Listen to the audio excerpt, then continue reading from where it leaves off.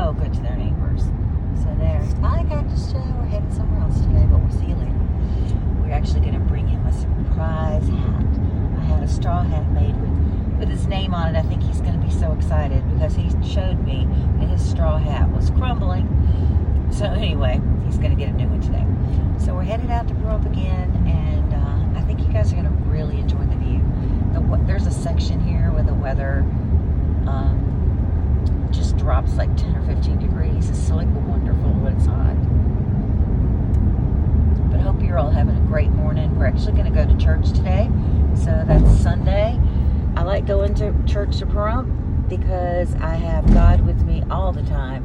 But I really feel I'm going through Red Rock. And I absolutely love the church we found in Parump. There's some really amazing people there that spend their time raising funds for rescue people, blind people, just about anything. They're going to be having it. A lot of the members there are part of the USO dancing troupe, and they're going to be having a show that benefits food shelters. So I've never seen a town so willing to give of their time and energy to raise funds to help others. So here we are going up to this absolutely stunning location. What a world. Really very beautiful.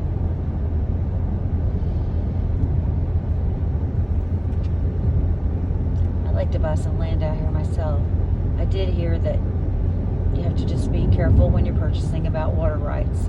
It seems like some of the people sold their water rights to others, and that's not a good thing if you're purchasing land. So just always double check those things whenever you're buying land. I guess that's why it pays to have a really good realtor. One day I'll give a shout out to Brandy's full name. I think her last name is Bosner. It's so terrible that I can't memorize everybody's name, but I think I've met about 500 people in the last 30 days. But anyway, she's our real estate agent, and she really just knows a lot about that sort of stuff, which is beneficial to all of us. We do not want to buy land where we have to pay somebody to use our own water. We closed on our house, and thank goodness it's done. It's painted. It turned out so beautiful. We are just so happy about having a new location and settling down, and we have a home in Florida that we're selling. We're excited about getting our furniture, and we're excited about surprising our cat with all of her stuff. She's going to be like, oh, so here's where my stuff went. And finally, all back together. We're going to be all back together somehow or the other. We're like a giant puzzle. There's pieces all over the place. But you can see, look, we're coming around Red Rock in a different way. It's just so beautiful. Oh, he's so smart. I love to bicycle. It's so fun. I used to ride in Richland, Washington along the river and the Columbia River there, and I mean, you could just ride for miles. And I would go all the way up to Kennewick, up to the apple orchard, and come all the way down. And it was just an amazing 30 to 40 mile ride. I would take a lunch, and it was nice. I remember on one occasion I parked in this little park, and I can see myself sitting there right now. I called my grandmother on the phone, and she was just in a mood to chat, so it was a really good lunch conversation with my grandmother, who's now passed, but she did have a long life. I think she lived to be 97. Wasn't really good with ages, but she was active, and funny, and cooked some of the strangest foods. I think she made oxtail. Oh, she did make oxtail. My brother loved oxtail, and she loved making him happy. So she would bring him oxtail to his job and surprise him. A very weird kind of dish to eat. But oh, she could make some peas. Good Lord. I did not care for cooked vegetables at all. But she made these we call them in the South, lady finger peas. And she made those lady finger peas, and I would eat those. And her biscuits were so good because She added like a little bit of extra salt, and I think a lot of people like a sweet biscuit, but I enjoyed a salty biscuit. So it was really nice having eating at her home. And she was a big Avon person. I don't know if you guys remember Avon products. Good Lord, she had so many samples. You're a little kid and you get to play with a lipstick. It's pretty incredible. So yeah, we enjoyed rumbling around her house. That's where I learned to watch Lawrence Welk. We didn't have anything on TV. We'd go over there, it'd be, I don't know, 7 o'clock, and we'd get so bored because it was dark and we couldn't go outside. And then, so here were our choices. Lawrence Welk. I think Star Trek came on every once in a while, which my brother loved. My brother Jimmy loved Star Trek. And then Lawrence Welk would come on, and even though I was a kid, I was like, I learned to love Lawrence Welk. I mean, watching those people dance. Especially now I'm older, I have such an appreciation for it. But anyway, those were the days of my grandmother Dansby's, and her maiden name is Martin, and originally from England, and did a little bit of the ancestry on her. But her brother, Uncle Jewel, he ran a funeral home, and him and his wife Jean, who was from England, they lived above that funeral home. So it was a pretty amazing a little bit of knowledge to find out. Boy, she had it too. And I'm so glad that I started working on all of our family history with her and my aunt, because they knew so much. I was able to find so much on my family, on my dad's side. Now, on my mom's side, they seem to be a little bit more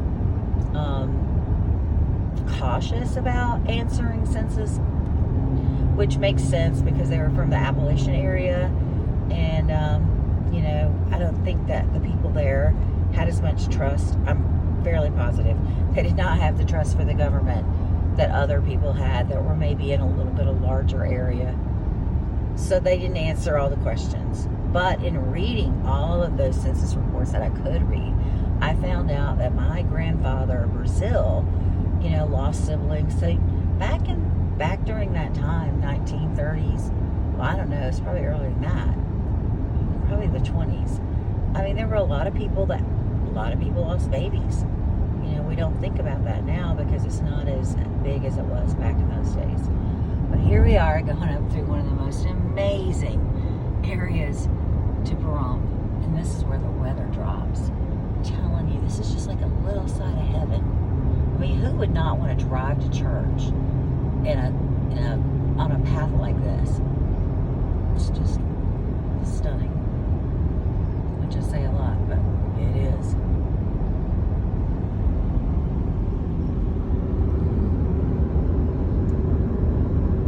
I say wherever you live, there's got to be something beautiful. Even if somebody just planted a whole field of sunflowers, go out and see it.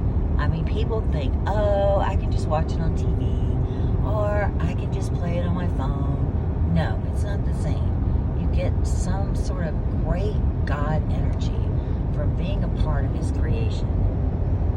And since this is a day the Lord has made, let's get up and rejoice and enjoy it. And I know there are people going through some of the biggest challenges they've ever faced in their life.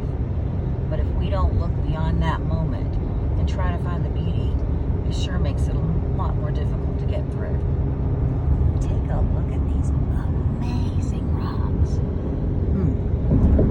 Uh-oh. Sorry you guys, did a tilt and swirl.